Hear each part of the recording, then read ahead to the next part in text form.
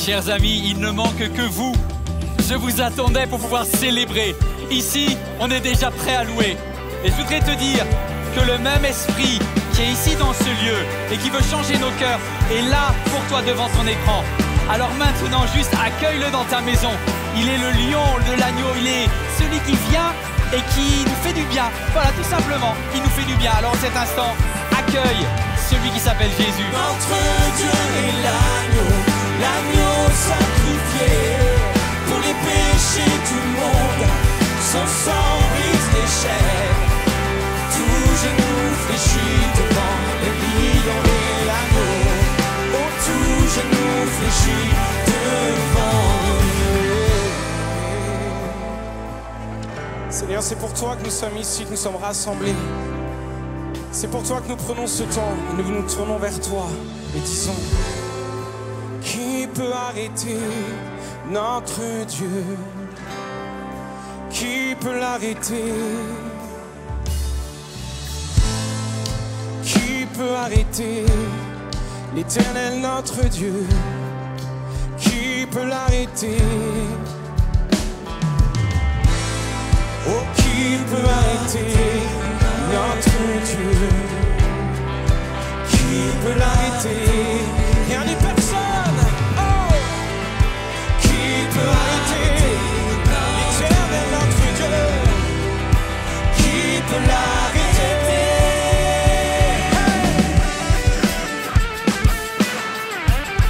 Célébrons-le. Notre Dieu est le lion de Judas. Il rugit puissamment et il combat pour nous. Tout genou fléchit devant lui. Notre Dieu est l'agneau, l'agneau sacrifié pour les péchés du monde. Son sang brise toutes les chaînes.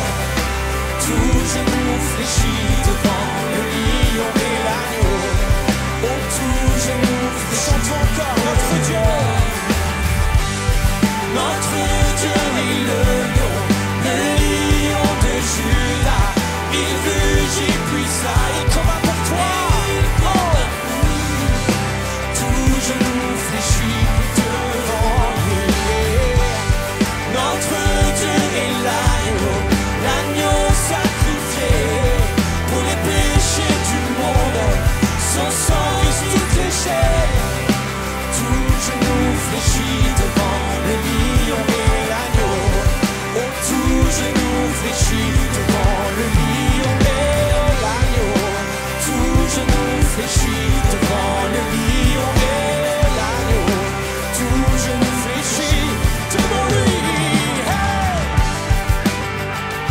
Adorons-le, louons-le.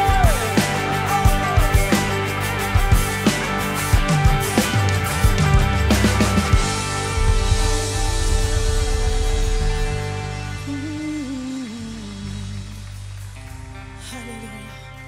Tout genou fléchit devant toi, Seigneur. Nous voulons t'adorer en cet instant, faire monter vers toi un parfum de bonne odeur.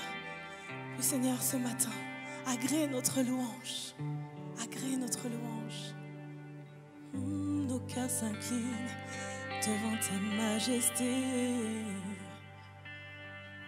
Et nous voulons dire qu'à jamais, tu seras l'agneau sur le trône. À jamais. À jamais.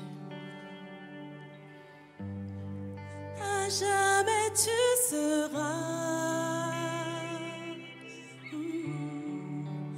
l'agneau sur le trône. Je fléchis le genou pour t'adorer toi seul. À jamais tu seras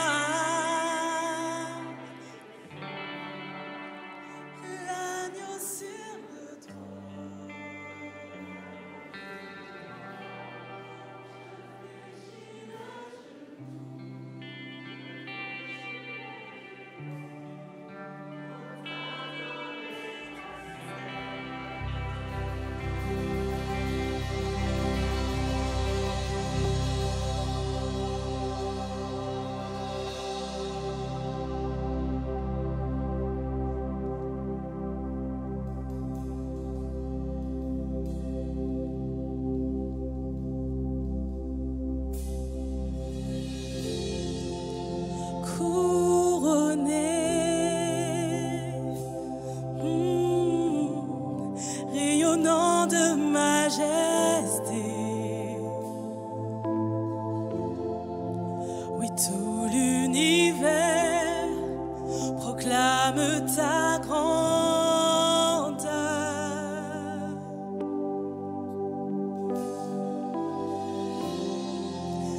Glorifié par les anges prosternés. Oui, tu es assis à la droite du Père.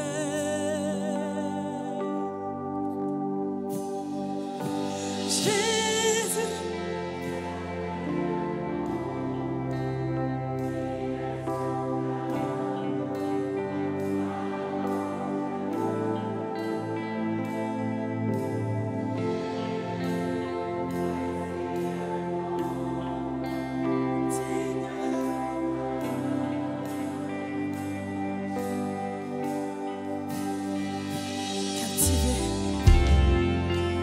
captivé par l'éclat de ta beauté. Oui, nos voix s'élèvent pour te rendre gloire. Nous sommes captivés ce matin, captivés par l'éclat de ta beauté. Nos voix s'élèvent, oui, pour te rendre gloire.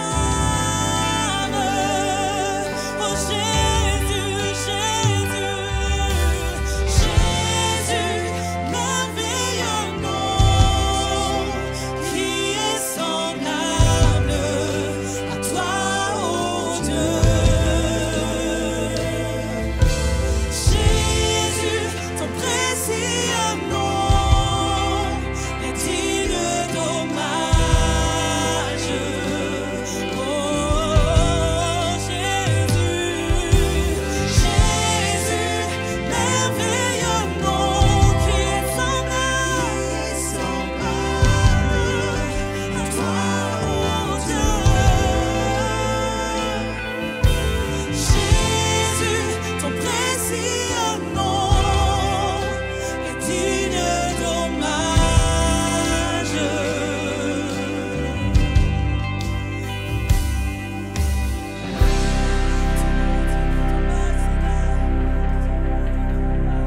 Que nos voix résonnent en ce lieu, en l'honneur de Jésus, ce merveilleux nom, au-dessus de tous les autres noms. Réalisons ce que nos bouches proclament et chantent encore ce matin.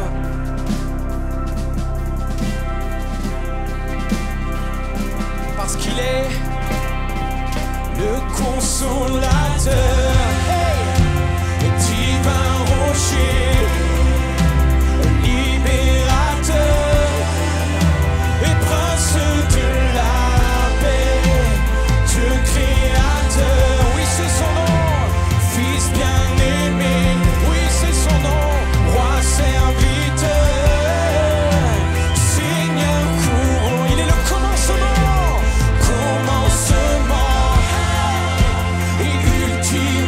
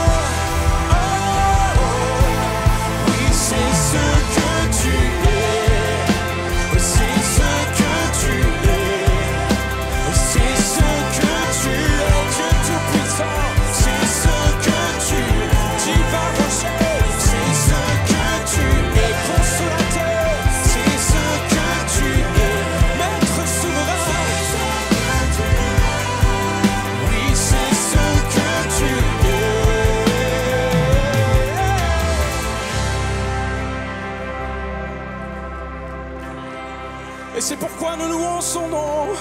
C'est pourquoi nous l'acclamons. Oh!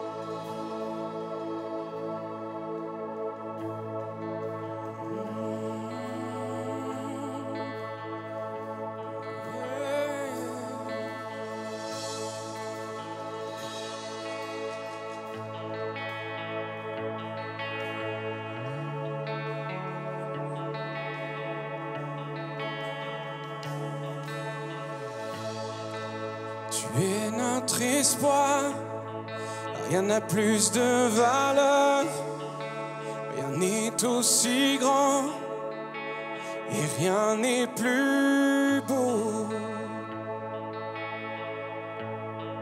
que ta présence.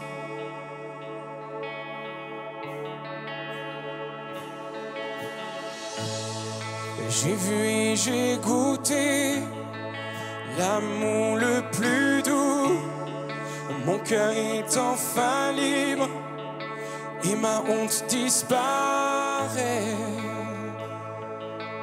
Alléluia, dans ta présence. Alors nous disons, Esprit Saint, tu es le bienvenu. Inonde ce lieu et remplit l'atmosphère. Seigneur, nos cœurs soupirent après ta gloire. Oh, viens nous saisir par ta présence, Seigneur.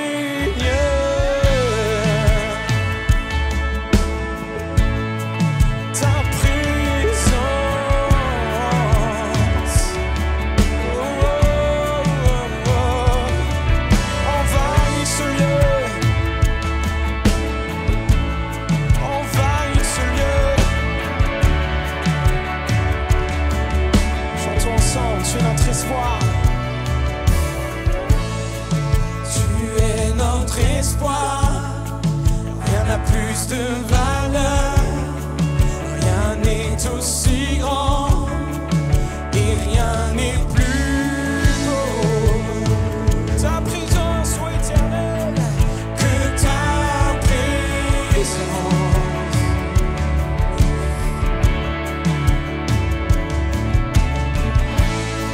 J'ai vu et j'ai goûté l'amour le plus doux. Mon cœur est enfin libre et ma honte disparaît. Dans ta présence.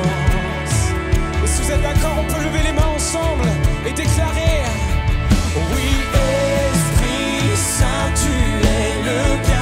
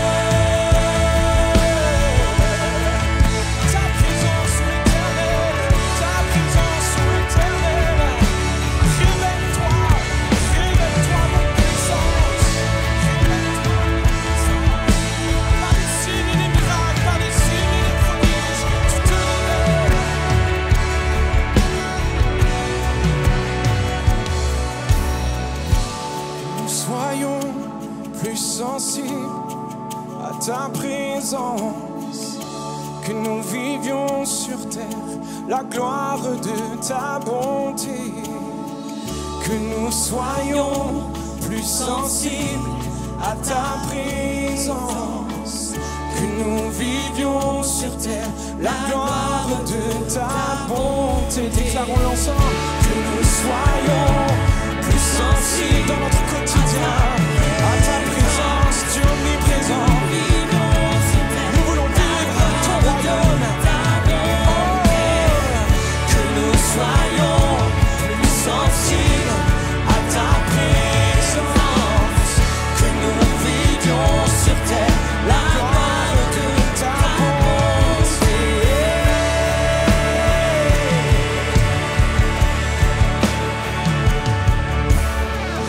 Esprit Saint, tu es le bienvenu.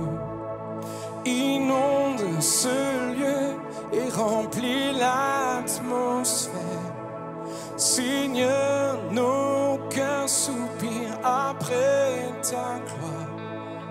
Oui, viens nous saisir. Oui, viens nous saisir par ta présence encore et encore. Oh, oh, oh, oh, oh, oh. Na, na, na, na, na, na, na, na. Ta présence, ô Éternel, ta présence, ô Éternel.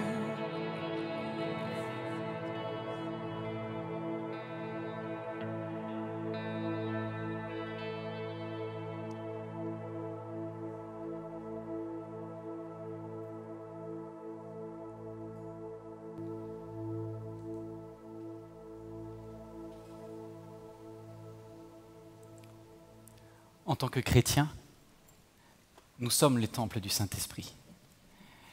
Et j'ai voulu aujourd'hui être ici dans les rangs avec vous, parce que ça serait une erreur que d'être un donneur de leçons. La semaine dernière, je vous ai posé cette question, pourquoi les chrétiens sont-ils parfois si méchants? Et je suis un chrétien moi aussi. Et tu es chrétienne, et tu es un chrétien.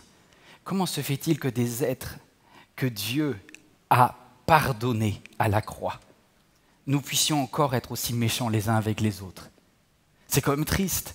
En fait, on utilise notre liberté, c'est ce que l'apôtre Paul écrit aux Galates, il dit « Vous êtes libres, libres d'écrire ce que vous voulez sur les réseaux sociaux, mais n'en profitez pas pour que votre nature mauvaise, pour que ma nature mauvaise fasse du mal. » Et l'apôtre écrit, il dit « Vous vous mordez les uns les autres, vous allez finir par vous détruire. » Alors aujourd'hui, je suis là, ici, pour vous dire que Satan est vraiment malin.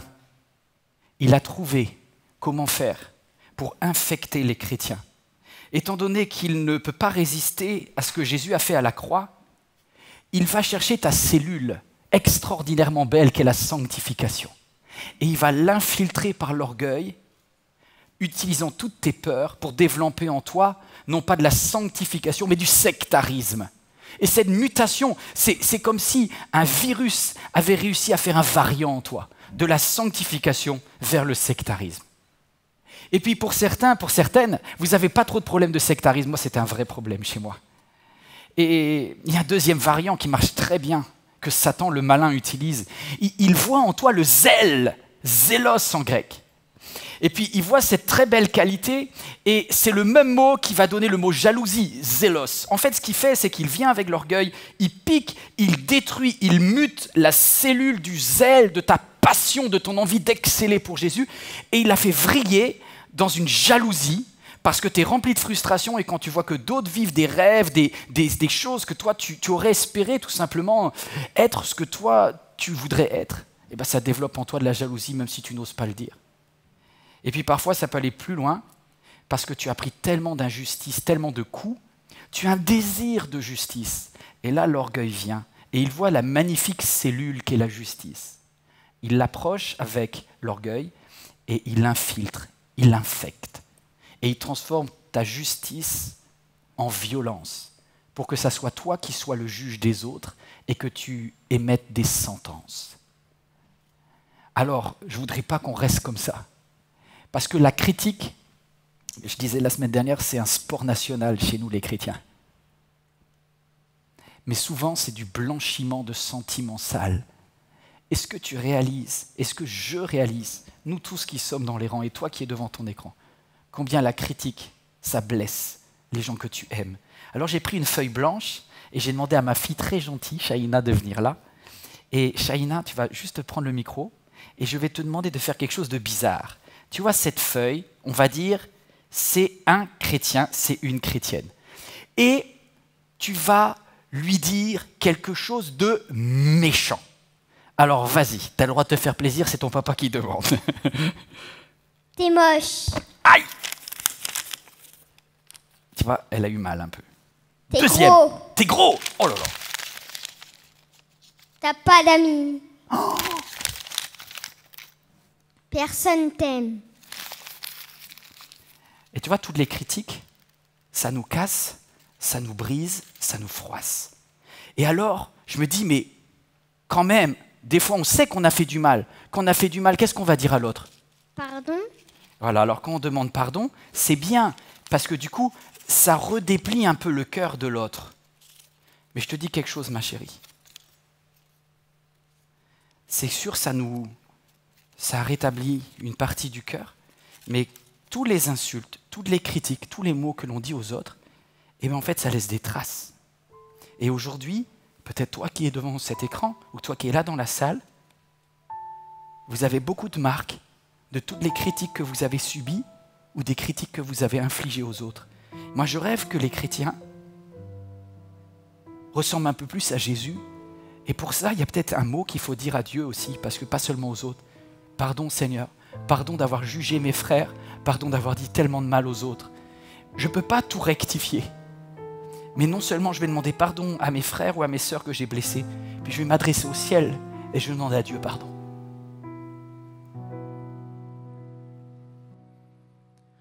Pardon, Seigneur, pardon. Pour notre orgueil, nos résistances. Viens enlever nos suffisances et chasser notre arrogance. Pardon, Seigneur, pardon. Pour toutes nos pensées impures, viens changer nos cœurs si durs, nos raisonnements obscurs. Oh, relève-nous, nous sommes tombés si bas. Oh, relève-nous par ta grâce et ton pardon.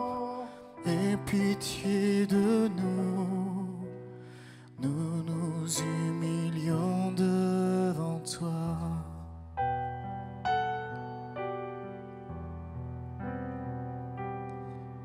Pardon, Seigneur, pardon. Pour tant de paroles mauvaises, viens adoucir nos mots, nos lèvres, et que nos querelles s'apaisent. Pardon, Seigneur, pardon,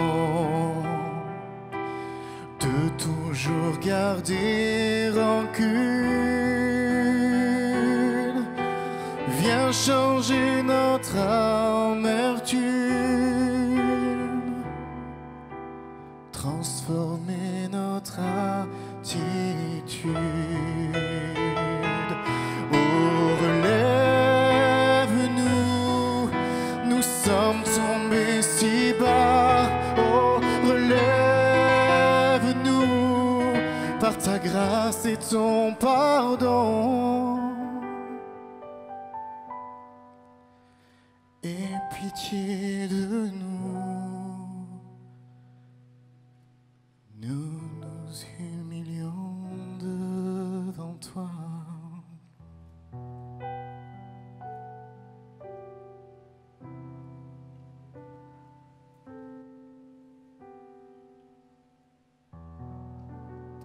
Frères et sœurs, c'est pour la liberté que vous avez été appelés. Mais seulement faites pas de cette liberté un prétexte pour suivre les désirs de votre propre nature. Au contraire, soyez par amour serviteurs les uns des autres. En effet, toute la loi est accomplie dans cette seule parole. Tu aimeras ton prochain comme toi-même. Mais si vous vous mordez, si vous vous dévorez les uns les autres, attention, vous finirez par vous détruire. Et moi, je vous dis ceci, marchez par l'esprit et vous n'accomplirez pas les désirs de votre nature propre. En effet, la nature humaine a des désirs tellement contraires à ceux de l'esprit et l'esprit a des désirs tellement contraires à ceux de la nature humaine.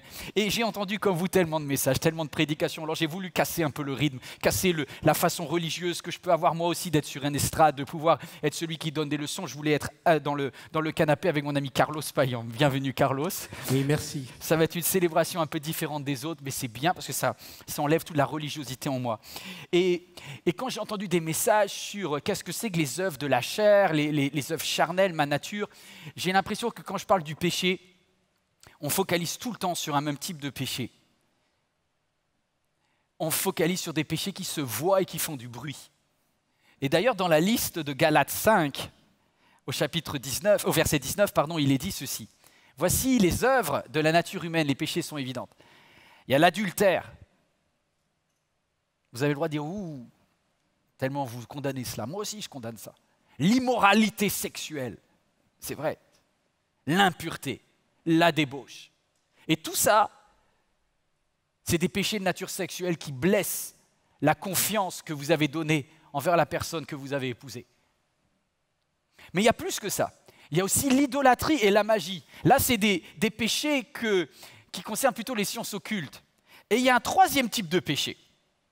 Le troisième type de péché, finalement, on arrive facilement à être porteur sain, c'est-à-dire à ne pas être repéré par les tests.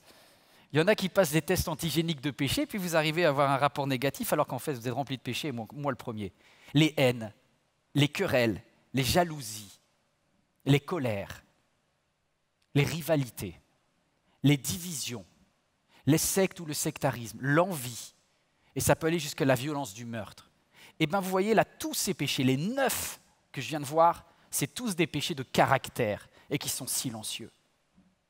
Sauf le meurtre. À la fin, on est obligé de se faire prendre, normalement. Mais qu'est-ce que l'on arrive à bien cacher ces péchés-là? Après, il y a deux exemples d'un autre type de péché. C'est le dernier type que mentionne l'apôtre Paul à cet endroit-là. L'ivrognerie et les excès de table et les choses semblables. Et là, c'est les péchés liés à des addictions. Et je prie pour vous si c'est ce que vous subissez ou que vous vivez, parce que c'est vraiment un malheur à l'intérieur de vous. Mais voilà, moi le professeur en moi a fait des petits calculs et je me suis rendu compte que finalement, il n'y a que 23% des péchés qui sont d'origine sexuelle, seulement 12% d'origine occulte et seulement 12% d'origine addiction. Mais plus d'un péché sur deux, 53% des péchés sont caractériels. Et j'ai jamais entendu personne dire le verset suivant, celui qui est en querelle, en jalousie, en colère, en rivalité, en division, qui a de la haine, qui a de l'envie, je vous préviens que, comme je l'ai déjà fait, ceux qui ont un tel comportement n'hériteront pas du royaume des cieux. C'est au même tarif que l'adultère. Le fait que tu sois jaloux de ton frère, de ta sœur, que tu le critiques, que tu le salisses avec des ragots, des commérages, c'est aussi grave et ça te prive du royaume des cieux. Tu le réalises ça? Et alors, on ne va pas aller dans l'autoflagellation aujourd'hui. Je voudrais vous dire qu'il y a un verset merveilleux, c'est le verset 22, et puis on va l'étudier avec mon invité. Mais le fruit de l'esprit, c'est l'amour, la joie, la paix, la patience, la bonté, la bienveillance, la foi, la douceur, la maîtrise de soi. Et contre de telles choses, telles attitudes, il n'y a pas de loi. Le message que je voudrais voir avec vous aujourd'hui, comme j'ai vu la semaine dernière, pourquoi des chrétiens sont-ils parfois si méchants? Je voudrais voir, mais pourquoi les chrétiens sont-ils si gentils parfois? J'espère que ça sera tout le temps. Pourquoi un chrétien, comment peut-il devenir si gentil? Alors, l'objectif de ce message, avec vous ici, ou vous devant votre écran, c'est de dire « Saint-Esprit, tu es le destructeur de mon sale caractère. Comment vas-tu faire ?» Et il dit « Je vais faire grandir en toi. » C'est un fruit qui va se développer. Et on va voir comment cette œuvre du Saint-Esprit va agir comme un traitement, va agir comme un destructeur du Covid de la méchanceté. Et il va l'attaquer sévère. Alors le premier traitement que je voudrais voir avec vous, c'est l'amour. Ça peut paraître simple, mais c'est extrêmement difficile. L'apôtre Paul dit, vous pouvez parler toutes les langues des hommes et des anges. Vous pouvez faire du bruit, vous êtes des cymbales qui retentissent. Vous faites que du vent, parce que je vous dis que sans l'amour, tu n'es rien. Tu n'es rien. Alors, on va voir comment développer en nous ce fruit de l'amour. Bienvenue, Monsieur Payan. Oui, merci, Monsieur Yvan. Alors, il t'a manqué dans le premier verset la fin qui est le meilleur. Afin que les désirs de la chair et de l'esprit sont opposés, afin que vous ne fassiez pas ce que vous voudriez. Quand quelqu'un te dit « je fais ce que je veux », il est en train de te dire « je n'obéis pas à Dieu ». Parce que lorsque tu donnes ta vie à Dieu, tu rentres dans un processus, tu ne peux plus faire ce que tu veux. L'Esprit Saint en toi combat les désirs de la chair. Et donc, il t'interdit d'être méchant. Il t'interdit et il s'oppose à toi par la tristesse et tu le ressens parce que dans la manière, dans ton fort intérieur, comment tu entends Dieu, tu sais que tu as dépassé la limite et il y a des choses qu'on doit perdre. Et de temps en temps, on doit être des gagnants et de temps en temps, on doit être des perdants. Et sur le péché, on doit être des perdants. Moi, tu vois, je pense à cela, je pense à combien de chrétiens, lorsqu'ils viennent dans la maison de Dieu, ils s'embrouillent dans la voiture. Je ne suis pas le seul. Ça t'est déjà arrivé de te prendre la tête avec ton épouse en allant au culte ? Alors là, je n'ai pas à te le dire. Il va falloir qu'on confesse d'ailleurs, tous les deux. Tous ceux qui rigolent, c'est qu'ils ont fait la même chose. Ne croyez pas que vous êtes meilleur que moi, sinon pire. Mais ça, de côté-là, je suis très rassuré. Bien sûr, en nous, il y a cette nature pécheresse qui se manifeste et de temps en temps, on doit lui dire stop. Autant quand Jésus a frappé à la porte de notre cœur, on lui a dit rentre. Autant, vous savez, dans le chant, tu sais, les enfants, on dit toc, toc, il y a Satan qui est rentré. Quelqu'un frappe à ma porte. Non, non, non. Et de temps en temps, on voit les fruits de la chair qui veulent rentrer, les disputes, les rivalités, tout ça, les colères, des choses qu'on ne maîtrise pas. Et de temps en temps, on doit dire non. Alors puis quand on voit qui se manifeste, on dit « Ouh là là, non ». Plus tu vas vers la maturité, plus tu t'en rends compte plus tôt. Plus tu mets du temps à réagir, ça veut dire qu'il y a encore du boulot. Mais bon, je pense que vu l'état de l'Église, il y a du boulot. Il y a du boulot. Et vous qui êtes devant votre écran, il y a du boulot aussi. Regardez ce que dit Jean. Jean, c'est l'apôtre de l'amour. Vous savez, il est souvent dit que c'était le disciple que Jésus aimait parce qu'il était très proche de Jésus. Et l'apôtre Jean écrit ceci. Il dit « Voici comment nous savons que nous connaissons le Christ. » C'est parce que nous obéissons à ses commandements. Et là, toutes les personnes qui se disent « Oui, ma vie, elle est en règle avec Dieu, etc. » Ils disent « Amen. » Mais sauf que, écoute le verset 9. Celui qui prétend être dans la lumière, tu vois, si tu prétends avoir tout compris de Dieu, tout en détestant, le mot en grec c'est miséo, en mettant la misère à ton frère, à ta fille, à ton fils, à ton père, à ta belle-mère, à un ami, quand tu mets la misère aux autres, eh ben, tu es encore dans les ténèbres. Parce que celui qui aime son frère, lui, il est vraiment dans la lumière. Et par conséquent, aucun obstacle ne risque de le faire tomber. Mais celui qui met la misère à son frère, à sa fille, à son fils, etc., il est dans les ténèbres. Il marche dans les ténèbres sans savoir où il va, parce que les ténèbres l'ont rendu aveugle. Et la méchanceté, c'est quelque chose qui est d'une ténèbre, c'est une obscurité qui nous rend aveugles sur nous-mêmes. Et ça, c'est un vrai problème. Je parlais à Éric Dufour, parce que je suis passé au crible, j'ai passé Éric Dufour au crible, et dans quelques instants, je vais passer au crible mon ami, mon invité, au scalpel, opération chirurgicale. J'ai demandé à Éric, est-ce que tu as été sectaire ? Oui, Yvan. Je dis, je sais, parce que je lui ressemblais. C'était mon modèle. Donc, on était tous les deux sectaires. Et je lui dis, ouais, on part de loin. Mais on était vraiment infiltrés par ce virus qui avait transformé en nous la sanctification en dureté et en sectarisme. Et je lui ai dit, Éric, toi, qu'est-ce qui t'a fait changer ? Éric a pris un petit peu de temps au téléphone avant de me répondre. Et il m'a dit, la vérité, Yvan, la souffrance. Lorsque j'ai vu combien j'étais pulvérisé, blessé, effondré. Quand j'ai réalisé combien ma vie avait échoué dans certains domaines, la souffrance de mon échec m'a amené à la compassion pour les autres. Et je lui dis, waouh! Et il me dit, tu veux pas savoir, Yvan, lorsque l'on craque, lorsqu'on se fait casser, ça a fait comme un électrochoc. Et ça m'a donné de la compassion pour les gens. C'est comme si le scalpel avait cassé en nous quelque chose. Carlos, est-ce que toi, c'est pareil? Alors, oui. Est-ce que déjà, ça t'est arrivé d'être sectaire? Est-ce que tu as été dur, hautain, etc.? Mais ce genre de question, à la rigueur, elle est presque inutile, parce que de nature, automatique. on l'est tous. Ouais. Tu pourrais leur demander à eux, est-ce que quelqu'un parmi vous a déjà été comme ça, lever la main? C'est vrai, Ceux qui n'ont pas levé la main, c'est qu'ils n'ont pas compris la question ou ont besoin de délivrance, parce que de toute manière, on est tous comme ça. On est tous comme ça. Maintenant, est-ce qu'on veut rester comme ça? Non. On voit Alors, comment tu as fait pour changer? Ah bah parce que alors j'ai dû avoir un choc. Toi Comme aussi. Saul de Tarse a eu un choc dans sa vie et il a été aveuglé, et après il était illuminé, il a compris, il a changé. De la même manière, moi j'ai dû avoir un choc pour dire stop. Dis-nous quoi? Dis-nous comment. Essaye d'être un peu plus vulnérable. Qu'est-ce qui s'est passé dans ta vie? D'abord- Qu'est-ce qui t'a blessé? D'abord tout ça à cause d'une prière, puisqu'un jour j'ai dit au Seigneur, je te donne toute ma vie. Alors il a pris au mot, il a tout pris. Alors ne le faites pas ce genre de choses, soyez plus prudents, dites Seigneur je te donne presque tout, comme ça vous gardez toujours des petites choses pour vous.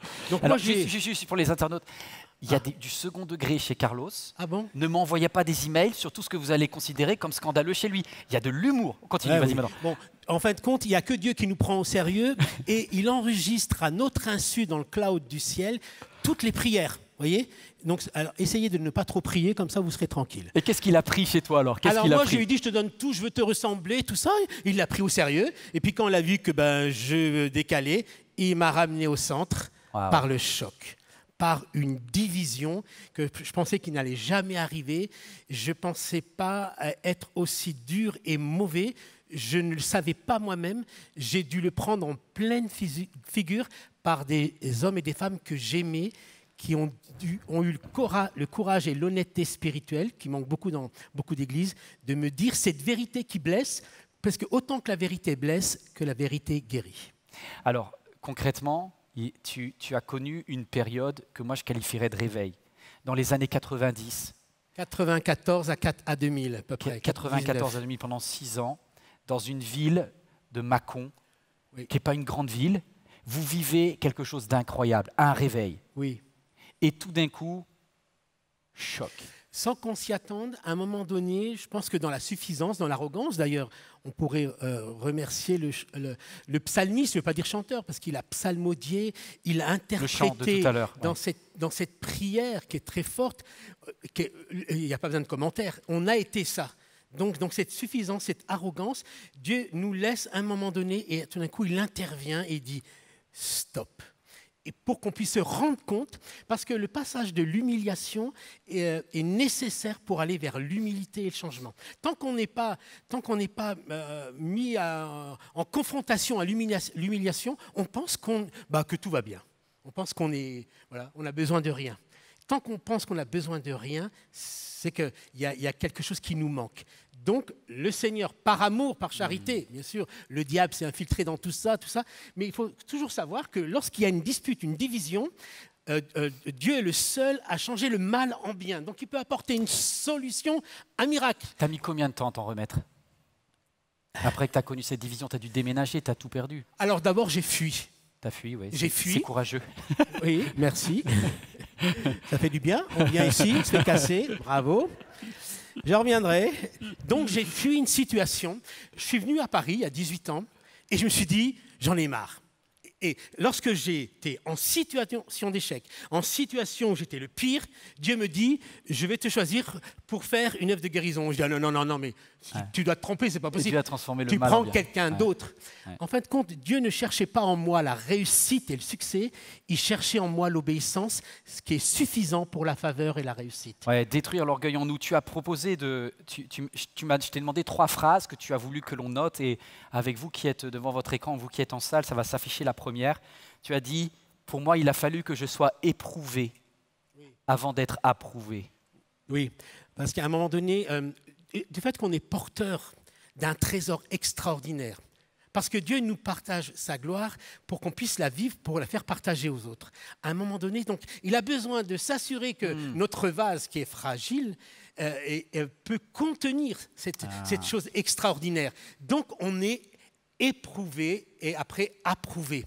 Parce que c'est pour ça qu'on reste, la Bible, tu le sais très bien, enfin, je pense, qu'on est des vases fragiles, on est de la boue, de l'argile, puisque l'argile est la seule matière qui ne change pas du goût à l'eau. Hein. Tandis que le fer, si vous devenez un vase de fer, ben vous allez sentir le rouillé, berk, ça sent pas bon, vous voyez, ce genre de choses.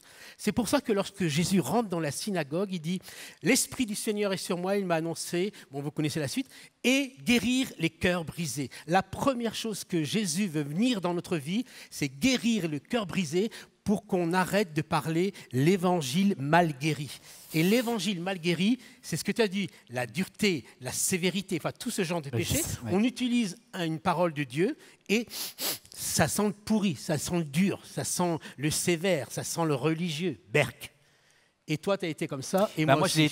Moi, dans mon histoire à moi... Pas quand je dis toi et moi, non, mais moi, aussi.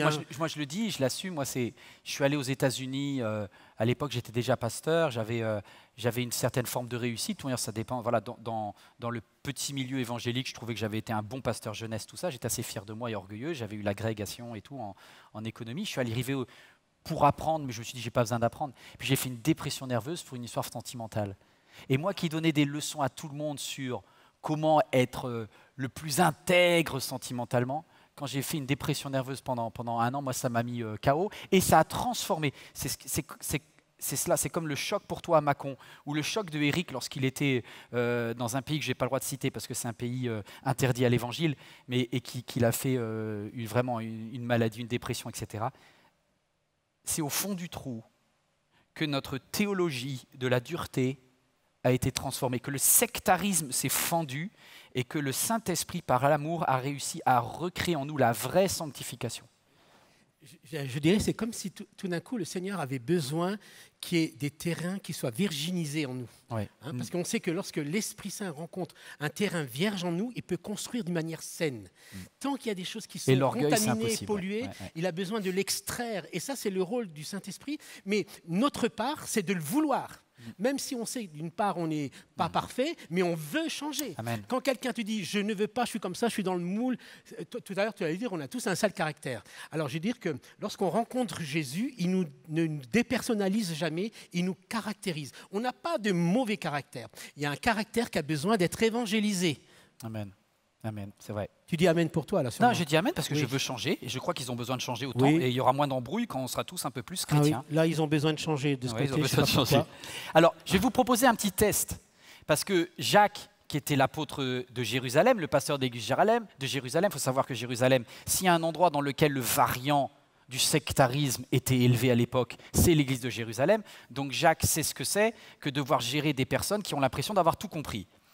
Et donc, il dit, moi, je vais vous donner un indice qui vous permet de voir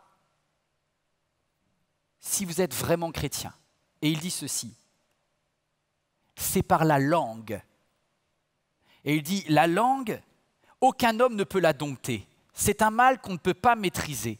Elle est pleine d'un venin mortel. Par elle, nous bénissons Dieu, notre Père, et par elle, nous maudissons les hommes faits à l'image de Dieu. De la même bouche sortent de la bénédiction et de la malédiction. Mes frères, il ne faut pas qu'il en soit ainsi.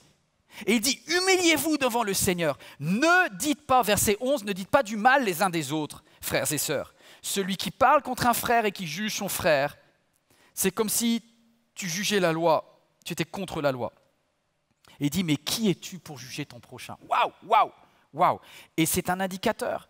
Qu'est-ce qui sort de ta bouche, de ton stylo, de ton clavier, lorsque tu tapes sur Facebook, Instagram, sur YouTube, etc., dans les commentaires que tu mets, dans les coups de téléphone que tu passes, dans les lettres que tu écris, qu'est-ce qui est écrit?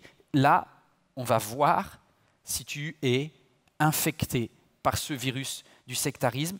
Et il y a quelque chose d'excellent. Même les personnes qui ne connaissent pas Dieu, et plusieurs philosophes ont expliqué, et je voudrais juste que ça s'affiche sur votre écran, même les personnes de ce monde sont plus sages des fois que les enfants de Dieu. Socrate, le philosophe grec, a dit « Voici ce que je vous propose ». Et il le propose déjà en cours de philosophie dans la Grèce antique. Et il dit « Voici la règle des 3 passoires. Je le dis parce que ma femme le dit tout le temps. Quand je dis quelque chose, elle me dit « Yvan, vérifie. Est-ce que ce que tu dis est exactement vrai? Parce que sinon, tu te tais.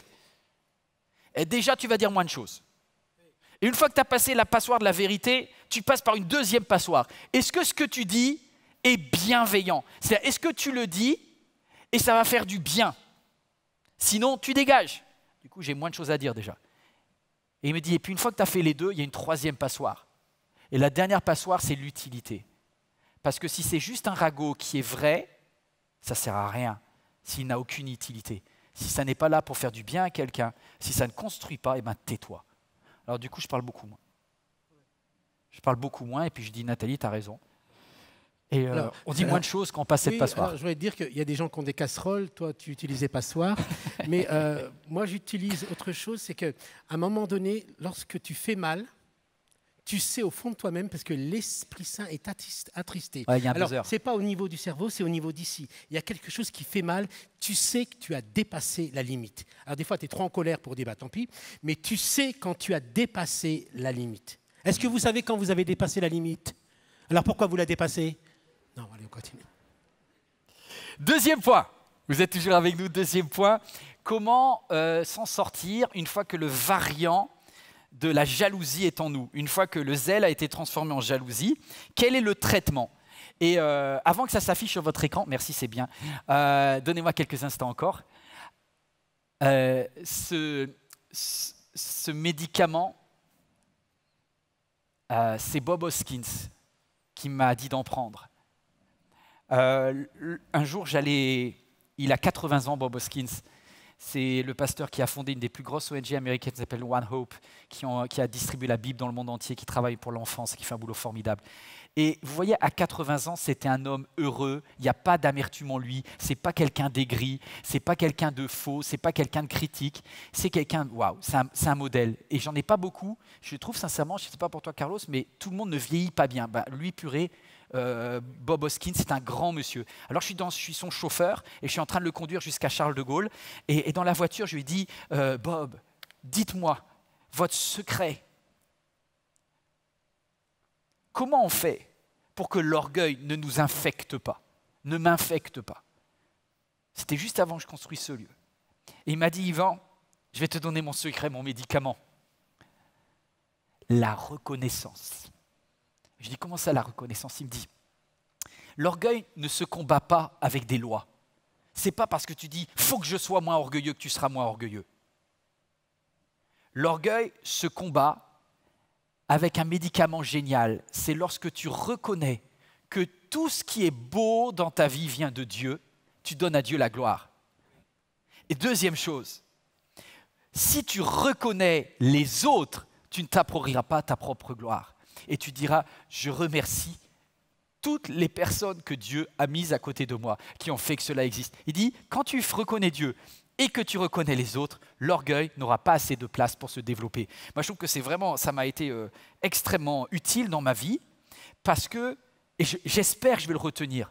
Donc, Carlos, toi, qui as connu des phases de grand succès, mais qui as connu des phases de grande frustration. Est-ce que quand tu étais en phase de frustration, est-ce que ça t'est arrivé d'être jaloux de quelqu'un? Oui, mais alors j'aimerais, juste avant d'aller plus loin, dire qu'il y a toujours dans nos vies, il y a des pentes, il y a des côtes, puisqu'on est pentecôtistes. Donc on a toujours des vies en haut, en bas, en haut, en bas. Il m'a fait plein de jeux de mots comme ça. Si vous avez des vies ternes, vous savez, quand on a un électrocardiogramme, ça fait comme ça, ça veut dire que tu es mort. Il vaut mieux dans ta vie que tu sois en haut, en bas, en haut, en bas. Qui est comme ça dans la salle? Levez la main. Donc vous êtes normaux, les autres, vous avez besoin de délivrance. Mais, parce que vous savez, il vaut mieux être, c'est ce qu'on dit de l'arbre. Si vous êtes un arbre tout droit, on fait de vous un cercueil. Si vous êtes un arbre tordu, on fait de vous une sculpture. Dis à ton voisin, t'es une belle sculpture, t'es tordu. Comme ça, ça va le rassurer. Aïe, aïe, aïe. Je vais encore avoir des gens bien attentionnés qui vont dire, maintenant à MLK, on prêche qu'il faut être tordu. Bon, oui. Retenez ce que vous voulez. Non, mais c'est parce que nous sommes tordus, mais on ne veut pas le rester. Mais parce que c'est à cause du péché. Ouais. Tu comprends? Parce que sinon, on aurait une fausse illusion, on aurait une malhonnêteté spirituelle. Et je pense que les gens, je pense qu'ils viennent ici ou ils te regardent, ils cherchent en nous La ce vérité. regard croisé, nos fragilités, notre honnêteté spirituelle pour dire tiens, tiens, je suis comme lui, donc je vais y arriver à m'en sortir. Sinon, on va dire mais lui, si on te regarde, tu es magnifique, tu es trop saint, on va dire c'est pas possible. Ah non, c'est pas possible, je viens pas là. Je vais dans une église qui est un peu plus le niveau Tordu. est plus bas. Mais quand on voit ici que le niveau est bien bas, on peut monter. Bah, tu sais, une église ressemble à son pasteur, absolument, et je suis très fier. Frères et sœurs, Donc- vous allez monter, rendez Non. gloire à Dieu. Que toutes les sculptures ici un peu tordues et qui sont en progrès disent Amen. Tu as dit que tu allais nous dire un moment où tu allais être jaloux. Est-ce que ça t'est arrivé d'être jaloux et frustré? Oui, alors je ne pensais pas que ça allait me tomber dessus parce que je pensais que ça arrive toujours aux autres. Ouais. Mais je suis devenu jaloux presque de mon pasteur principal parce qu'il avait une position que je rêvais avoir. D'accord. Et je me dis, ça ne m'arrive pas à moi, ça arrive à lui, c'est pas normal. Moi, je me lève à 5 h du matin, je suis agent d'entretien, je fais le sale boulot, lui, tout ça. Et je dis, mais quelque part, je voulais être ça, mais je ne savais pas comment l'interpréter. Donc, cette jalousie est venue en moi et elle a poussé. Donc, il a fallu qu'à un moment donné, je dise, stop, j'en veux pas. Donc, j'ai dû lutter contre ça. Mais elle est venue régulièrement frapper à la porte. T'étais jaloux, pourquoi? Parce qu'il avait le titre de pasteur principal. Le mot principal, déjà, il est bizarre. Alors mais- peut-être pas principal parce que je ne pensais pas monter aussi haut, mais avoir le temps que je n'avais pas. Ouais, parce qu'il La était gestion du temps. Payé à temps plein, quoi. Voilà. C'était ton rêve, ça. Voilà, oui, exactement. Alors que je suis à plein temps depuis 4 ans, mais avant, pendant 35 ans de ma vie, j'ai toujours cumulé des pleins temps. Parce que maintenant, j'en ai plus qu'un. Et là, tu étais agent d'entretien. J'étais agent d'entretien, j'étais homme de ménage pendant 15 ans de ma vie.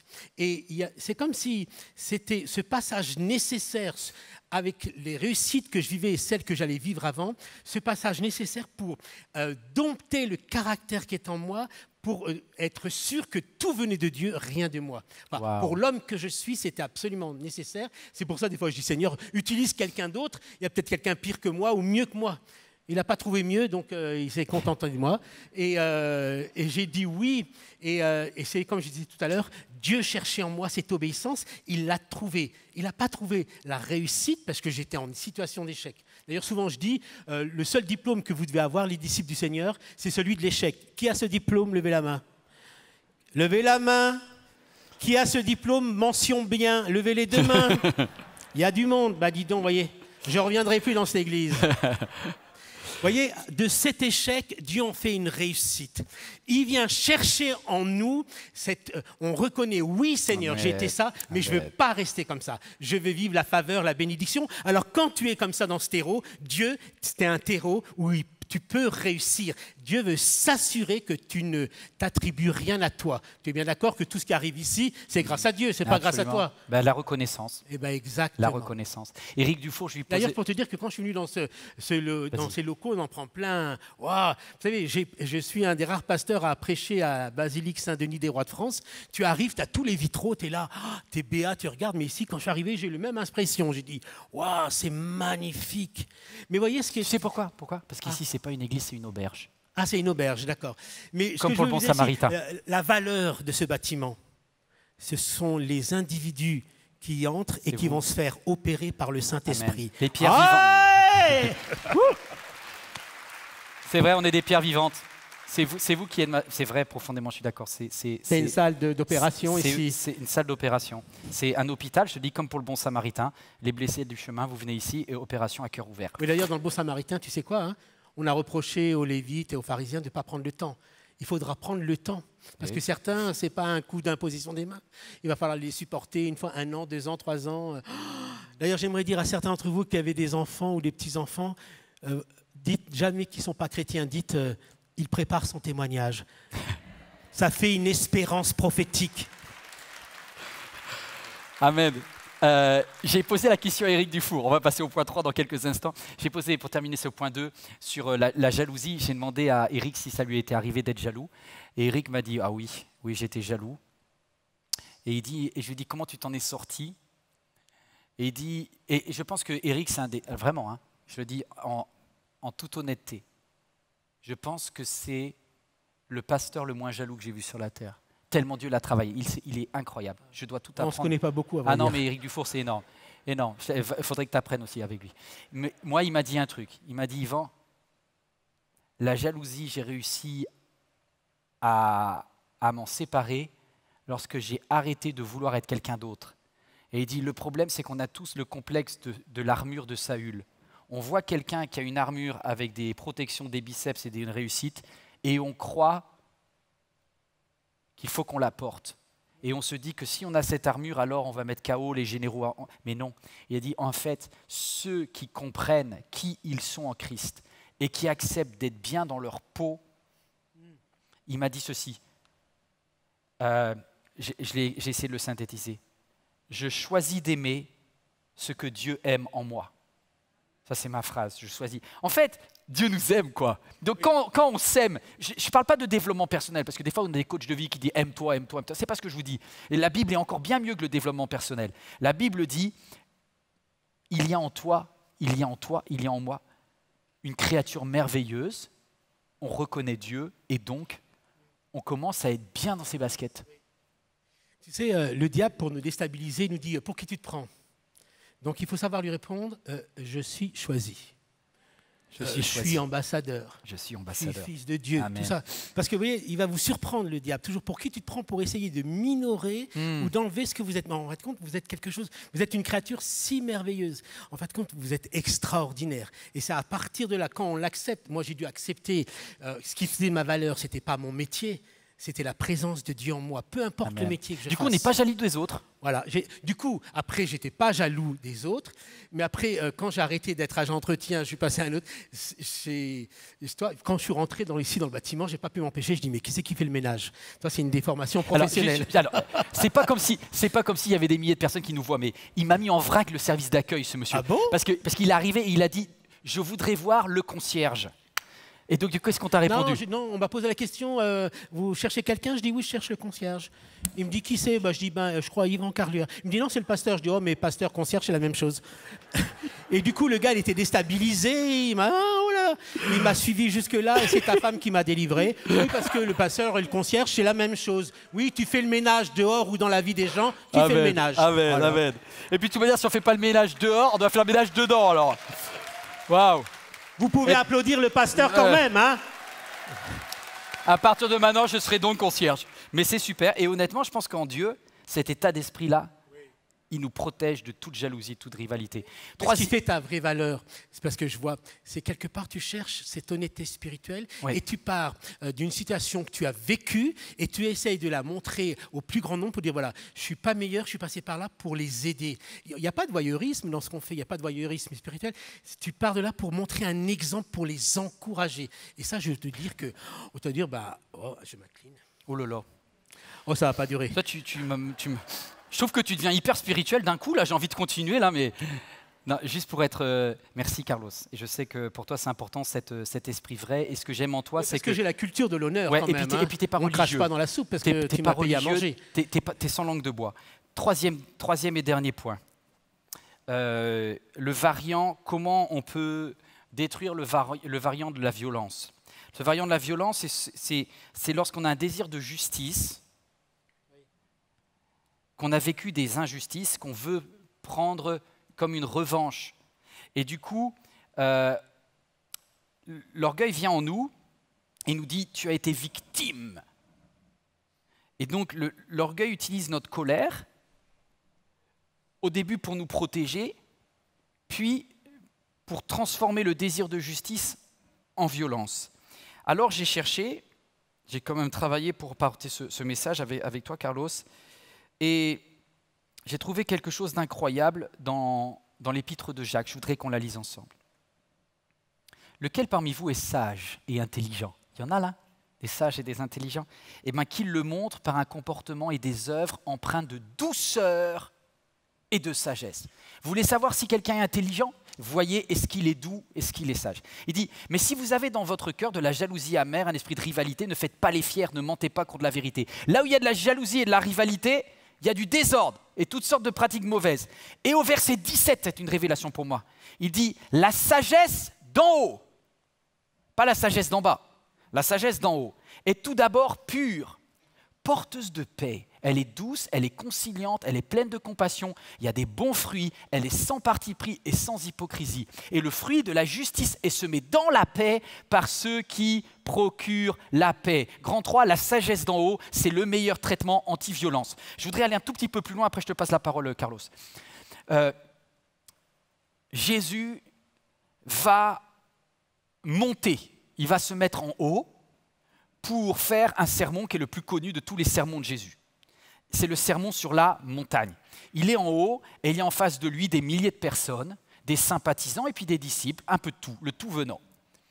Et il leur dit, vous avez appris, mais moi je vous dis, vous avez appris œil pour œil, dent pour dent. Si on te prend un œil, tu prends un œil. Si on te casse une dent, tu casses une dent. Mais moi je vous dis que tout homme qui se met en colère contre son frère mérite de passer en jugement. Celui qui traite son frère d'imbécile mérite d'être puni par un tribunal. Et celui qui traite de fou mérite d'être puni par le feu de l'enfer. Mes amis, ici, il va faire chaud. Et vous, devant votre écran, il doit faire chaud aussi. Parce que celui ou celle qui me dit qu'il n'est pas concerné par ce verset, vous avez appris œil pour œil, dent pour dent, ben moi je vous dis de ne pas résister aux méchants. Et si quelqu'un te gifle sur la joue droite, tends lui aussi l'autre. Moi je vous dis, aimez vos ennemis, bénissez ceux qui vous maudissent, faites du bien à ceux qui vous détestent. C'est dur, c'est dur, c'est dur, c'est dur, c'est dur. Priez pour ceux qui vous maltraitent et vous persécutent. Comportez-vous comme des fils de votre Père céleste. Soyez donc parfaits. C'est impossible. Comme votre Père céleste est parfait. Et oui, c'est impossible aux hommes. Et voici ce que j'ai découvert, et après je te pose la question. J'ai découvert qu'à chaque fois que j'ai voulu être violent ou me venger, je me mettais en face à face. C'est-à-dire que quelqu'un me frappait sur la joue droite et j'avais envie de lui mettre une grosse taloche à gauche. Parce que je suis en même niveau. Et souvent les chrétiens, ils fonctionnent au niveau de la terre. Et on fonctionne avec un caractère et des réactions purement de cette terre. Et voici ce que dit Jacques, il dit. Vous voulez vaincre la violence ? Arrêtez de combattre votre ennemi comme cela. Voici ce que vous faites. Vous prenez une échelle spirituelle et vous montez. Et vous regardez d'en haut. Et du coup, tu ne vas pas percevoir l'agression de l'autre contre toi. Souvent, quand quelqu'un nous fait du mal, il nous vomit dessus. Je ne sais pas si ça vous est déjà arrivé, mais tu reçois une quantité de méchanceté, de saleté, et tu dis, mais il m'en a mis plein partout. Et souvent, j'avais envie de me défendre. Et ce que j'entends de la part de Jésus qui est sur la montagne, il dit, mais si vous vous battez de façon humaine, vous allez tous finir morts là-dedans. Moi, je vous dis, soyez comme votre Père céleste. Prenez l'échelle pour aller voir papa là-haut. Et de là-haut, vous ne verrez pas la situation de la même façon. Pourquoi ? Parce qu'au lieu de voir cette personne qui vous a vomi dessus comme quelqu'un de méchant, vous verrez la personne qui vous a vomi dessus comme quelqu'un de malade. Et vous vous rendez compte que s'il vous a vomi dessus, c'est parce qu'avant, dans son cœur, il avait une bactérie qui le bouffait. Et je me suis rendu compte que combien de personnes qui me critiquent le plus sur les réseaux sociaux ont un mariage qui ne fonctionne pas. Combien de personnes qui disent les phrases les plus méchantes sur le leader de louange ont une énorme frustration parce qu'ils n'ont pas réussi à gérer cet instrument. Combien de personnes... Est-ce qu'il y a quelqu'un qui a... Est-ce que tu te rends compte que des fois, quand quelqu'un qui t'aime vient et te hurle dessus, c'est parce qu'en fait, il a raté son bus, il est arrivé en retard, il s'est pris un savon et c'est toi qui prends tout derrière. Et donc, du coup, au lieu de te mettre en frontal et de répondre « Mais pourquoi tu fais du mal ?» Monte et tu dis « Waouh, t'as une sale journée, toi. Hein. Parce que pour m'en mettre partout comme ça, c'est que tu dois vraiment pas aller bien. » Et bien, du coup, c'est ce que Jésus dit. Ne répondez pas le mal pour le mal, mais montez et soyez comme le papa qui est là-haut. Mettez-vous là-haut parce que le Saint-Esprit te fait monter, te fait monter. Est-ce que ça t'est déjà arrivé, toi, d'avoir un sentiment de colère contre quelqu'un ? Et comment tu as géré ça ? Ah ben moi, je tape. Alors, je t'écoute. Des fois, je t'ai entendu chaud sur les réseaux. Je t'écoute avec admiration parce que je me dis, moi, je suis en formation et je ne suis pas fini, tu vois. Ah, moi non plus. Et je n'ai pas la lumière à tous les étages. Mais quand je t'écoute, tu dis, ouais, je veux arriver à ça. Mais quand on me rentre dedans comme ça, je ne vais pas dire, oh, merci, c'est bien, je te regarde d'en haut. Moi, quelqu'un me rentre dedans, j'attaque. Ah ouais. Il y a un peu de travail. Hein. Ouais, j'ai du boulot. Et tu m'as dit tout à l'heure quelque chose. Ah bon ? que ce n'était pas la bonne position qu'on devait avoir. Non, Tu ça, m'as dit c'est- de me lever. Tiens, Ah oui, lève-toi. alors oui, Tu m'as dit quand- quelque chose. Oui, alors ça, je fais ça pour les mariages, ça marche aussi pour les cousins, enfin, pour tout le monde. Quand vous êtes déjà engueulés entre vous, disputés, oui, pardon, faut pas. Vous êtes déjà disputés entre vous. Qui Censuré. sait jamais Merci. Vous êtes disputés, levez la main, c'est pour vous. D'accord. Vous savez comment arrêter une dispute quand tu es debout, tout d'un coup, tu te mets à genoux. Vas-y. Ça coupe la chic. Vous savez pourquoi ça coupe la chic? Parce que être à genoux, c'est une position spirituelle. Et ça coupe la colère. Oh, je t'aime. Alors, j'aimerais vous dire que vous avez 1001 raisons d'être blessé, mais aucune de le rester. Wow. Et que la blessure, elle va en nous révéler où nous en sommes dans notre cheminement avec le Seigneur. Mais si ta blessure, puisque c'est Ésaïe qui le dit, Ésaïe 58, vous savez, c'est dans ces meurtrissures que nous sommes guéris, si tu approches ta blessure de sa meurtrissure, alors elle va devenir un témoignage. Amen. Mais si ta blessure s'éloigne de sa meurtrissure, ça va devenir un commérage pour toi et pour les autres. Quand tu entends quelqu'un qui dit un commérage, tu dis « Oh, toi, il faut t'approcher de Jésus. Hein. » Yeah. Parce que plus tu t'approches de Jésus, ta blessure. Mais on a tous été blessés, on a tous Oui. comméré, on l'a dit à tout le monde. « Oh, j'ai mon blessé, gna, gna, gna, gna. » On a tous fait un caca nerveux, tout le monde l'a fait. Hein, vous êtes bien d'accord? Mais j'ai dit du vomi, Oui. toi tu as dit un caca nerveux, on est en Oui, train de ouais, descendre. là. oui, c'est un peu plus bas.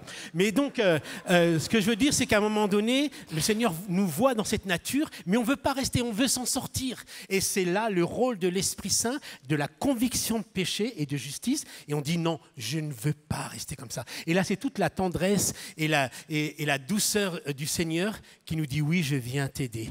Et j'aimerais dire à certains d'entre vous, peu importe dans la blessure, la grandeur de la blessure, des fois il faut du temps, mais cette blessure, ce que tu as traversé, ce qui t'a détruit, peut devenir un témoignage pour toi, mais aussi pour les autres, pour la gloire de Dieu.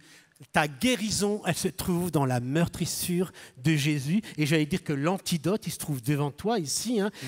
Quand on a communion à ce corps et à ce sang, c'est ce sang qui va en nous sanctifier toutes ces mauvaises choses. C'est pour ça qu'à chaque fois qu'on prend la Sainte Seine, qu'on prend ce sang, parce qu'on en a besoin. Une fois, il y a quelqu'un qui m'a dit, mais dans mon métier, j'ai travaillé avec des hauts fonctionnaires. Il me dit, mais pourquoi vous restez chrétien? Je dis, mais parce que j'en ai besoin.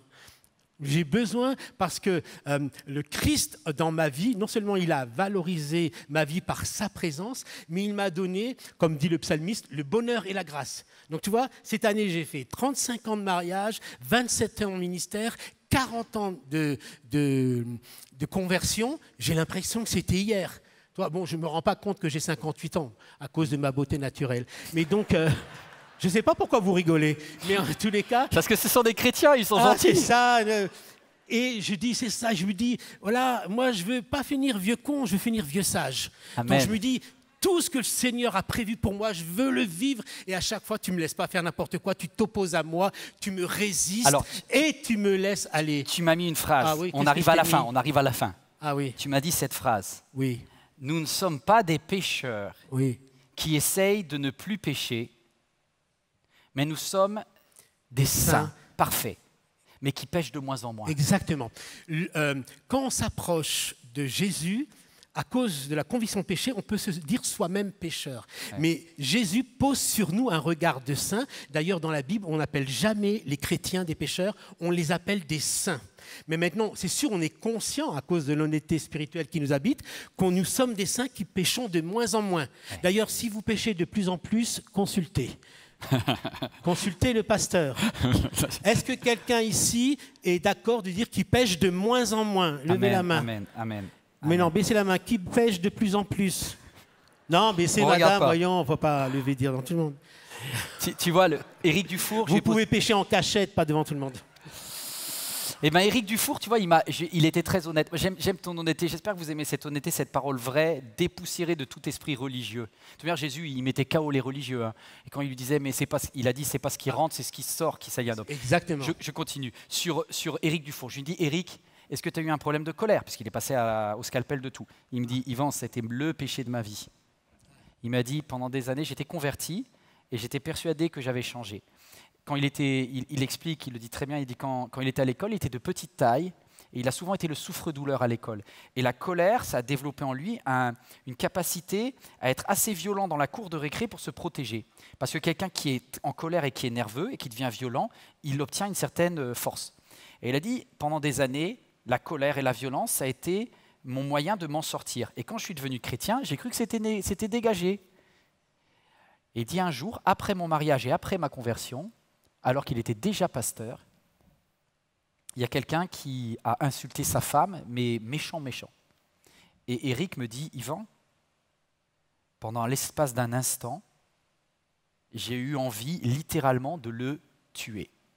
Il dit, moi, pasteur, j'ai eu envie de le tuer. Et il a dit, j'ai vu qu'il y avait en moi un esprit meurtrier. Et je lui dis, mais Eric, comment tu as fait pour t'en sortir? Il me dit, en fait, la vérité, c'est que j'ai supplié Dieu. Je suis allé, je me suis mis à genoux et j'ai dit, Dieu, maintenant, tu me libères et cet esprit disparaît. Et cette violence disparaît, cette colère disparaît. Et je lui dis, alors tu as été exaucé? Il me dit, pas du tout. Pas du tout, au contraire. À chaque fois, c'est comme si le Saint-Esprit m'a mis dans des situations où je revivais de plus en plus des injustices. Et il y a un moment, j'ai dit, mais Dieu, je deviens fou. Plus je veux enlever la colère en moi, et plus tu me mets en situation d'être... Et il dit, à ce moment-là, il a vraiment senti l'Esprit de Dieu qui lui disait, c'est parce que je veux t'amener à comprendre d'où vient cela, les racines. Et je lui dis, alors maintenant, il dit, maintenant j'en ai plus. J'ai réussi à tout déraciner, parce que j'ai compris d'où venait la colère. Je suis allé chercher toutes les racines et je les ai amenées. Il dit, ça a pris du temps. Ça n'a pas changé en un jour, ça a pris du temps. Mais je savais d'où ça venait, et progressivement, et c'est un homme doux, hein, Eric, hein. Il ne faut pas chercher sa femme quand même. Mais c'est un homme doux. C'est un homme doux. Et puis, et je trouve que c'est merveilleux, comme Moïse, tu vois, un petit peu, qui était devenu l'homme le plus doux de la terre alors qu'il avait mis KO un Égyptien, tu vois. Oui, ça prend du temps, et moi aussi, j'ai voulu en tuer plusieurs. Bon, tu n'étais pas sur la liste. Mais ça fait du bien, dis donc. Et c'est vrai, à ce moment-là, on se rend compte qu'on n'a jamais eu autant besoin du Seigneur. Mais il y a quelque chose qui m'a beaucoup aidé. C'est cette phrase, ce n'est pas un verset de la Bible, mais Satan connaît notre prénom, notre nom, il nous appelle par notre péché. Et le Dieu de miséricorde connaît notre péché, il nous appelle toujours par notre nom. Attends, c'est très bon, il faut le redire. Ah, voilà. Faut le Appeler redire. quelqu'un par son nom, c'est une guérison. Il ne faut pas l'appeler par son péché. Ça, c'est le rôle du diable. C'est Le diable, il connaît ton nom, mais il t'appelle par son péché. Il t'appelle toujours par ton péché. péché. D'ailleurs, toi, quand tu dis à l'autre là, l'autre là, c'est l'adultère. L'adultère, c'est le voleur, c'est le salaud. C'est lui, ça, c'est son péché.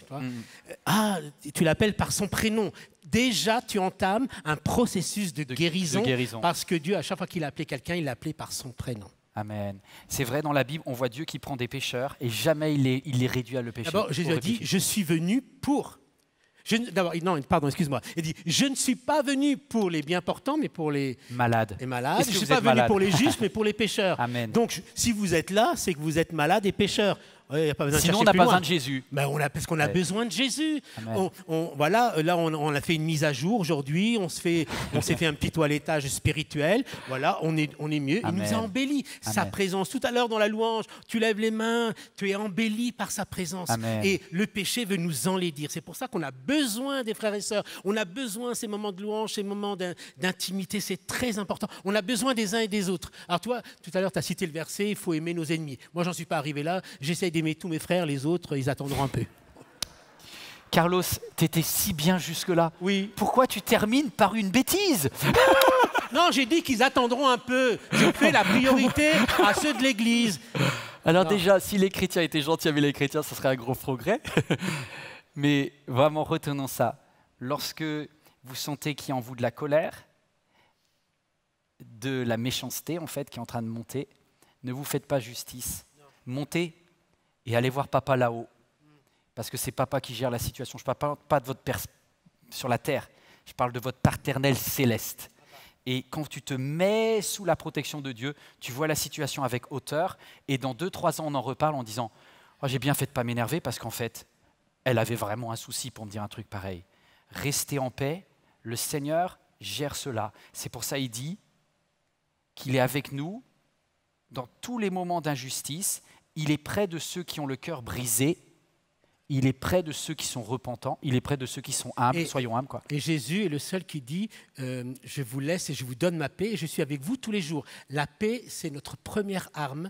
La deuxième arme, c'est la joie. Quand tu as la paix et la joie, tu peux tout traverser. D'ailleurs, c'est les deux choses que le diable va vouloir te déstabiliser en enlevant la paix et te déstabiliser en enlevant la joie. Quand tu as la paix et tu as la joie, tu peux être dans le deuil, tu peux être dans la maladie, tu peux traverser tout ça, mais tu restes là. Mais j'aimerais vous dire une chose, c'est que vous êtes indisqualifiable parce que vous êtes choisi par Jésus. Le diable va essayer de vous dire vous êtes disqualifié. Tu dis ah mais tiens, cause toujours. Je suis indisqualifiable. Ouais. Amen. Alors on se quitte, on va prendre la Sainte Seine ensemble. Allez chercher chez vous, si vous avez dans votre réfrigérateur un verre de jus de raisin, du vin, du pain. Prenez quelque chose, on va prendre la Sainte Seine ensemble. On va juste relire ce verset merveilleux. L'œuvre de l'Esprit en toi, le fruit, c'est l'amour. Ah, c'est tellement beau, ça me touche à chaque fois. C'est la joie, c'est la paix. Le Saint-Esprit met en toi de la patience. Le Saint-Esprit met en toi de la bonté. Le Saint-Esprit met en toi de la bienveillance. Le Saint-Esprit développe ta foi. Le Saint-Esprit te fait grandir en douceur. Le Saint-Esprit t'apprendra à être maître de toi-même. Et il n'y a rien contre cela. Amen. Pourquoi les chrétiens sont-ils parfois si gentils? C'est quand ils laissent le Saint-Esprit les transformer. Alors on va fermer les yeux et on va juste dire, viens me transformer. Viens tout diriger. Prends la place qui te revient. En cet instant, tu as peut-être besoin de prière. Tu vois, il y a le bandeau qui s'inscrit sur l'écran. prière@églisemlk.fr. Tu peux juste dire, Saint-Esprit, aide-moi. Peut-être tu es sur le réseau là maintenant, tu es en direct sur YouTube. Tu marques, Saint-Esprit, transforme-moi. Transforme-moi. Ferme les yeux. Et juste ouvre ton cœur à Jésus maintenant. Viens me transformer. Viens me transformer, viens tout diriger, prends la place qui te revient. Viens me transformer, viens tout diriger, prends la place qui te revient.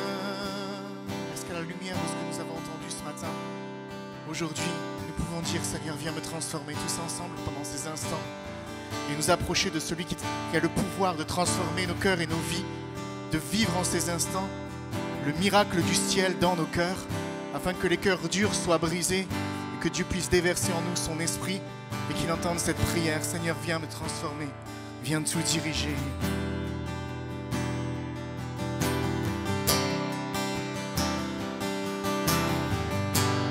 Viens me transformer, viens tout diriger, prends la place qui te revient. Viens me transformer, viens tout diriger, prends la place qui te revient. Vois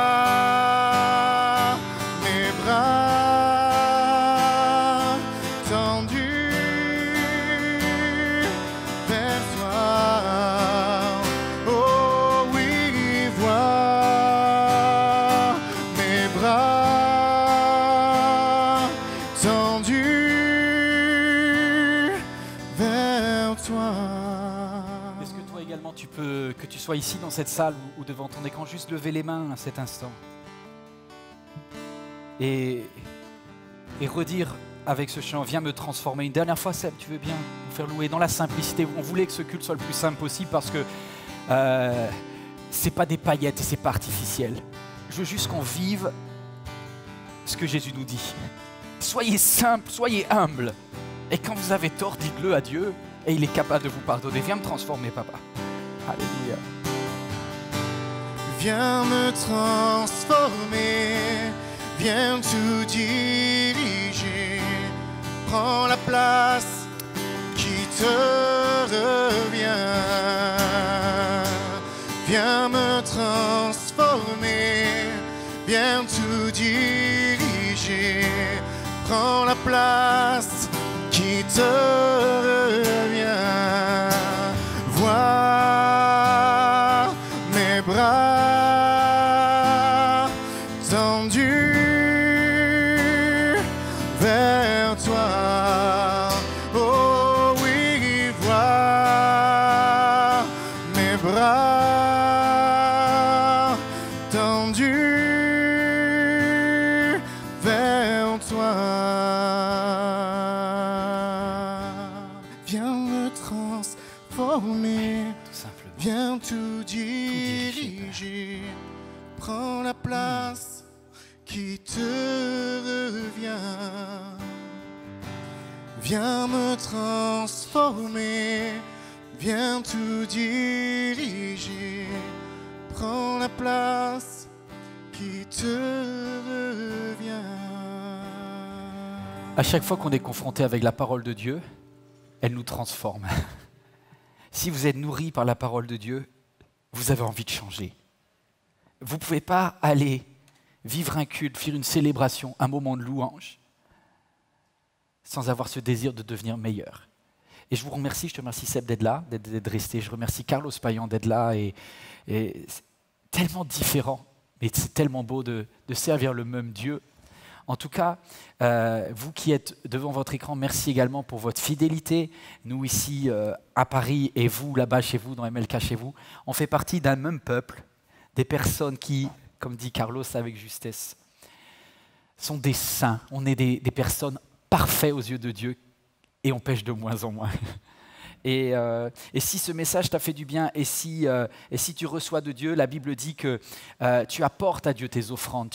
On est dans une démarche où, Seigneur, qu'est-ce que je peux faire? Et on ne fait pas des bonnes œuvres financières pour dire, regardez ce que j'ai fait. Mais si tu as envie de nous aider, de bénir financièrement, tu peux te rendre sur le site jeveudonner.fr et tu peux dire, voilà, je veux investir, je veux semer dans quelque chose qui en vaut la peine. Vous pouvez être partenaire, je vous remercie, vous êtes plus de 1500 à être partenaire de l'église MLK, je ne sais pas combien, mais je sais que la Bible est claire. Allez par tout le monde et appelez les êtres humains à rencontrer Christ en aussi grand nombre et qu'ils soient remplis du Saint-Esprit, alors que le Saint-Esprit puisse vous remplir. Merci de nous aider à accomplir cette mission merveilleuse. Cette mission, elle est belle et cette mission, je vais la faire avec toi, de rendre l'évangile accessible en le dépoussiérant de tout ce qui peut être religieux en moi. Voilà, c'est ça l'objectif de MLK, c'est de rendre l'évangile le plus accessible. Merci pour votre fidélité et l'amour de Dieu.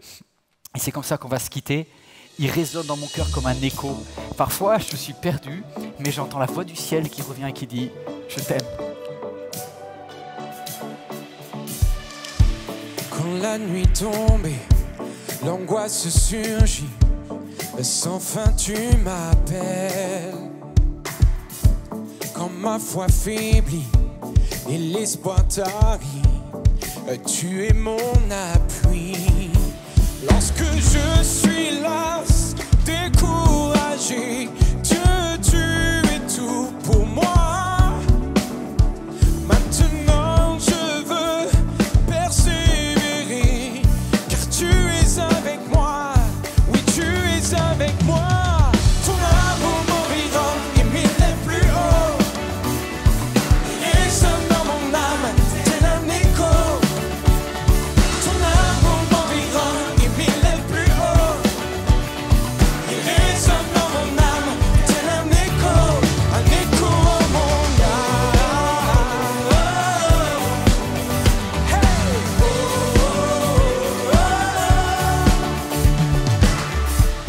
À chaque saison, tu renouvelles tes promesses envers moi. Oh, qui peut s'opposer à ta volonté et qui peut t'arrêter? Lorsque je suis las, découragé, Dieu, tu es tout pour moi. Maintenant je veux persévérer, car tu es avec moi.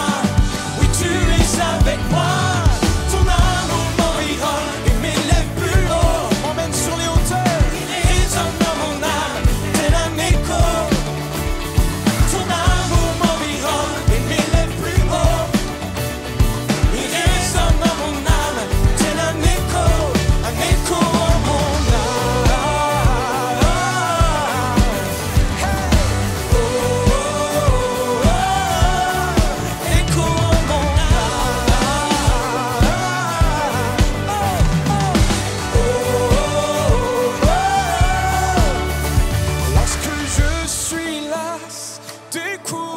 agis. Dieu, tu es tout pour moi. Maintenant, je veux persévérer, car tu es avec moi. Oui, tu es avec moi. Ton amour m'environne et m'élève plus haut. Il résonne dans mon âme, tel un écho. Ton amour m'environne et m'élève plus haut. M'emmène sur les hauteurs. Il résonne dans mon âme, en mon âme. Ton amour m'environne et m'élève plus haut. Il résonne dans mon âme, tel un écho. Ton amour m'environne, m'élève encore et toujours plus haut. Il résonne dans mon âme, tel un écho en mon âme. Écho en mon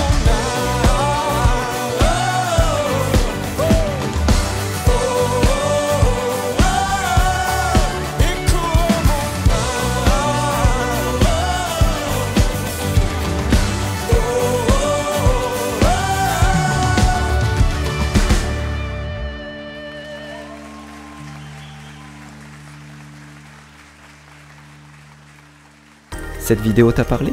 Clique sur j'aime. N'oublie pas également de t'abonner et de déclencher les notifications. Si cette vidéo t'a touché, elle peut aussi faire du bien à ceux qui t'entourent. Prends 5 minutes pour la partager à un proche ou à un ami qui en aurait besoin.